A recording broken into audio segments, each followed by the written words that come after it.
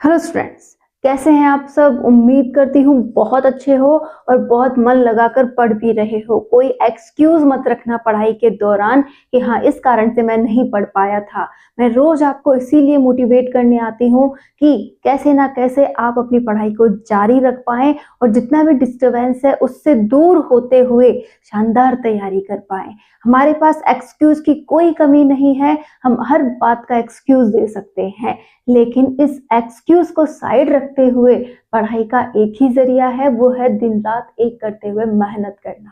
कि हाँ मैं रोज अपने टॉपिक को टाइम दूंगा, रोज अपने टॉपिक को तैयार करूंगा और एक दिन अपना सिलेबस भी पूरा कर लूंगा। तो जल्द से जल्द अपने सिलेबस को कंप्लीट करने के लिए अपनी कंसिस्टेंसी पर बने रहिए, अपनी रेगुलरिटी पे बने रहिए और शानदार तैयारी करते रहिए। आप में से अधिकतर विद्यार्थी आपके खुद के सिलेबस में आपने देखा होगा कि मैथ है, मैथ को देखते ही आपके मन में एक ही विचार आता है, यार इसको छोड़ते हैं और अदर टॉपिक्स पे ज्यादा फोकस करते हैं।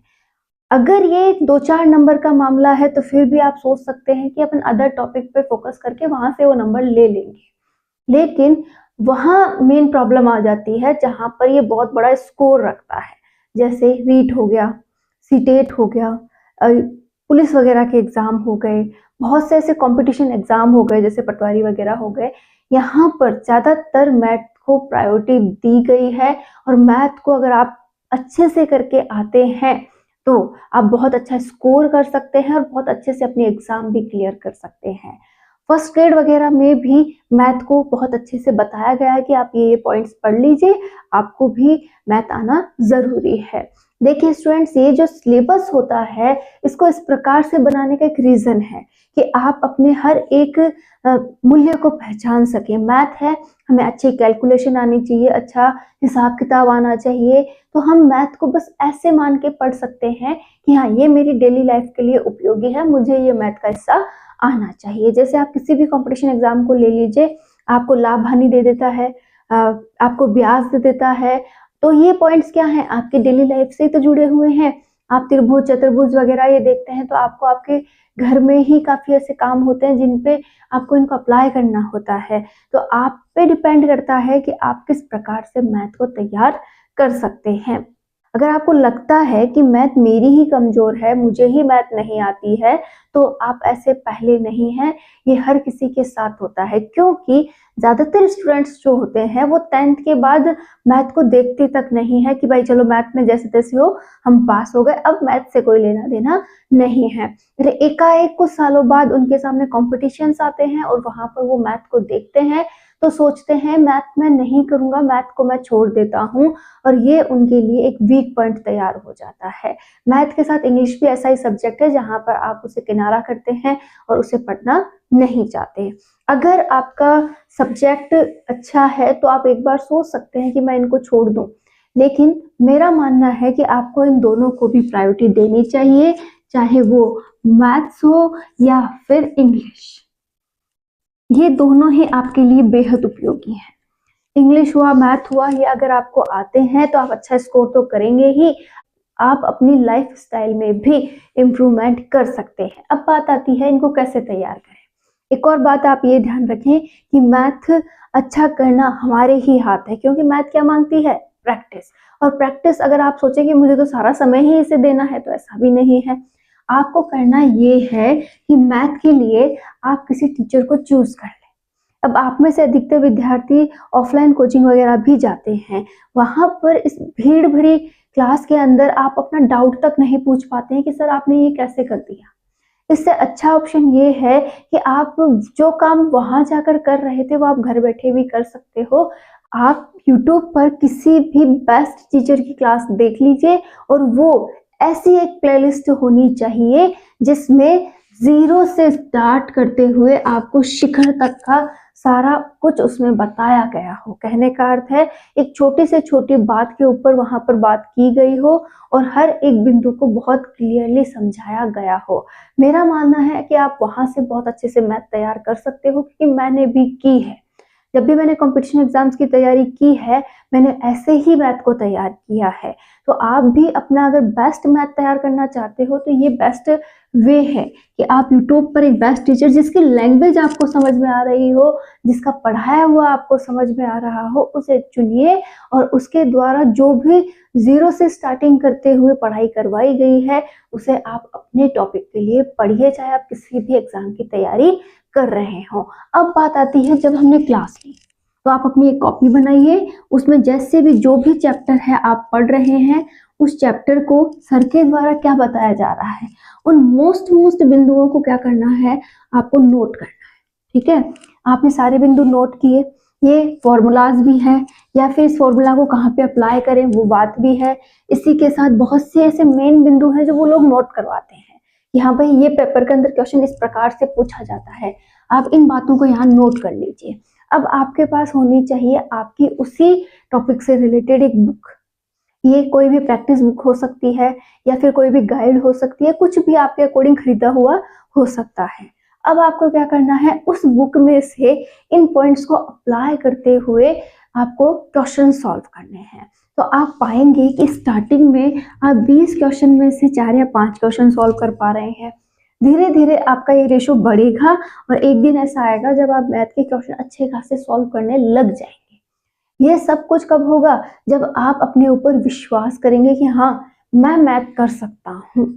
और रीट वालों के लिए स्पेशली बात करूं तो रीट वाले बच्चे जो हैं वहां पर उनको बहुत अच्छी लेवल की मैथ दी गई है, उन्हें स्ट्रक्चर वाली मैथ दी गई है।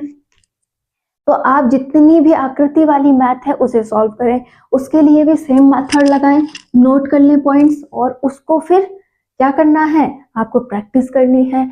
आप जितनी अच्छी प्रैक्टिस करेंगे उतना ही जल्द आप अपने टॉपिक को क्लियर भी कर पाएंगे। और ऐसा ही सेम आपको इंग्लिश के लिए भी करना है कि जिन बच्चों की मैथ वीक है, जिन बच्चों की इंग्लिश वीक है वो भी इंग्लिश का एक टीचर चुन लें और उसकी प्लेलिस्ट देखें जो कि जीरो से स्टार्टिंग की गई हो और एक एक टॉपिक को लेते हुए जो भी वो पढ़ा रहा है व्यक्ति उसके द्वारा जो भी बताया जा रहा है उसके मोस्ट बिंदु आपको नोट करने हैं।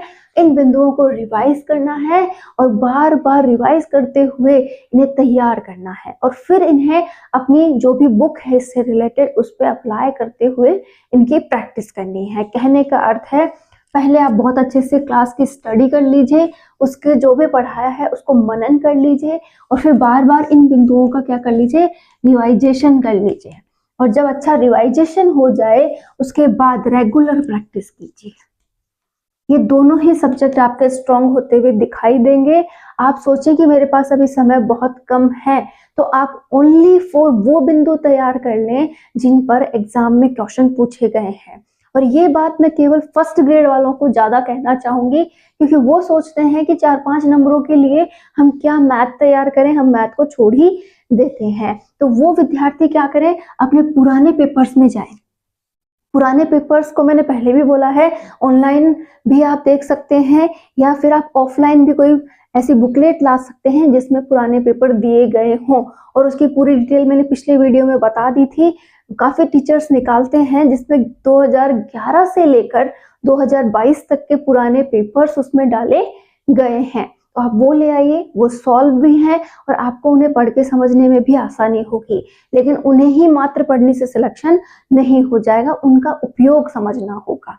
जैसे मैंने अभी बोला कि आप केवल वो बिंदु तैयार करें जिससे क्वेश्चन पूछे जाते हैं।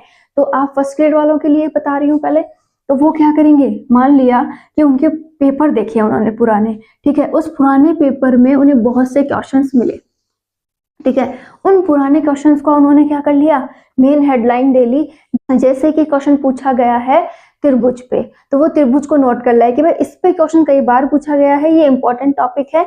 उसके बाद आकर के उस टीचर के द्वारा पढ़ाया गया वो जो टॉपिक है उसे समझना है, उसमें से मोस्ट बिंदु से छांटने हैं, लिखने हैं और रिवाइज करने हैं। फिर उसी बिंदु को जाकर के अपनी गाइड में से या अपनी बुक में से पढ़ना है और फिर उसकी क्वेश्चन प्रैक्टिस करनी है। तो वो टॉपिक तैयार हो गया। तो कहने का अर्थ है आप स्मार्ट स्टडी बेस में कर सकते हैं चाहे आप किसी भी एग्जाम की तैयारी कर रहे हो। अब बात ये आती है कि बहुत से विद्यार्थी जो पूछते हैं हम कौन सी गाइड लें, कौन सी बुक लें, कौन सी बुक हमारे लिए बेस्ट होगी।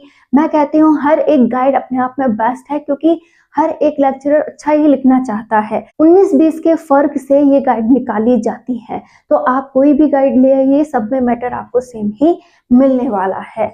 आप अच्छे से जिसकी भी लैंग्वेज समझ में आ रही हो उसे मार्केट से परचेज करें और इस प्रकार से आप अध्ययन करें। फिर से एक बार समराइज करके समझा रही हूँ कि जो भी टॉपिक है उसकी क्लास लीजिए, उसके मेन बिंदुओं को लिखिए, उन बिंदुओं पर वापस से मनन कीजिए, रिवाइज कीजिए और उन्हें अपनी बुक में से फिर से पढ़िए कि वहां कौन से और बिंदु दिए गए हैं। उन बिंदुओं को आप नोट डाउन कीजिए और सभी को एक समराइज पेज के अकॉर्डिंग, इतना सा पेज ही बनेगा, शायद एक पेज बनेगा या आधा पेज बनेगा, उन टॉपिक्स को फिर बार बार पढ़िए और वो जो बिंदु है उन्हें एक बार प्रैक्टिस और कर लीजिए।